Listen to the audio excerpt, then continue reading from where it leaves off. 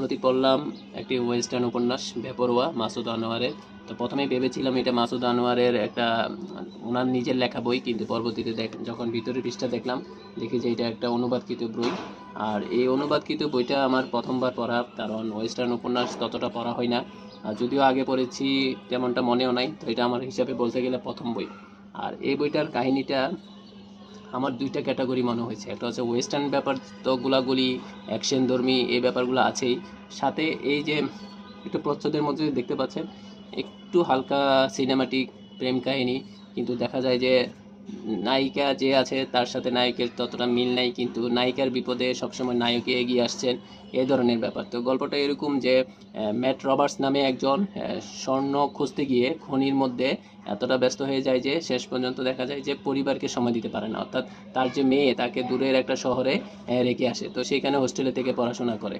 তো পরবর্তীতে মেয়ে যখন বড় হয়, তো প্রত্যাশা করে যে বাবার কাছে যাবে, বাবার সাথে দেখা করবে, বাবার কাছে থাকবে, কিন্তু যাওয়ার পথে শুনতে পারে যে তার বাবা আর বেঁচে নেই, তার বাবা মারা গেছেন। এখন সে ঠিক করে যে বাবার যে জায়গাটা সেই জায়গাতেই সে থাকবে।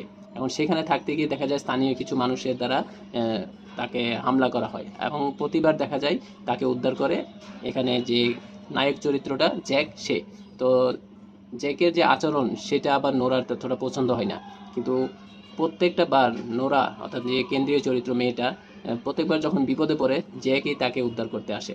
তো এরকম একটু সিনেমাটিক ব্যাপার আছে, অ্যাকশন ধর্মী ব্যাপার আছে, বিপদে পড়ে বিপদ থেকে উদ্ধার হয়, এই সব কিছু মিলাই দারুণ একটা প্যাকেজ।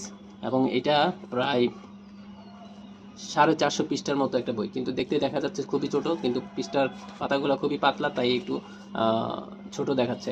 আর এটা আমার কেমন লাগছে সেটা একটু বলি। আমার অনেকটা সময় লাগছে, প্রায় 20-25 দিন লাগছে, আমি অল্প অল্প করে পড়ছি।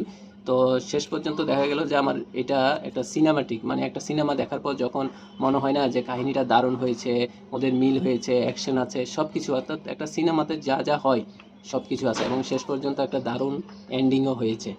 তো এই উপন্যাসটা প্রকাশ করেছেন বে ওয়েস্টার্ন, অর্থাৎ বেঙ্গল বুকস থেকে এটা প্রকাশিত। আমার কাছে দারুণ লেগেছে। আপনারা যদি কেউ পড়ে থাকেন তাহলে আপনার কাছে কেমন লাগছে জানাতে পারেন। আর এটার মুদ্রিত মূল্য হচ্ছে 280 টাকা, তো ডিসকাউন্ট দিলে আশা করি 220-30-এর মধ্যে পেয়ে যাবেন। এই ছিল আজকের ভিডিও, দেখা হবে নতুন কোনো ভিডিওতে।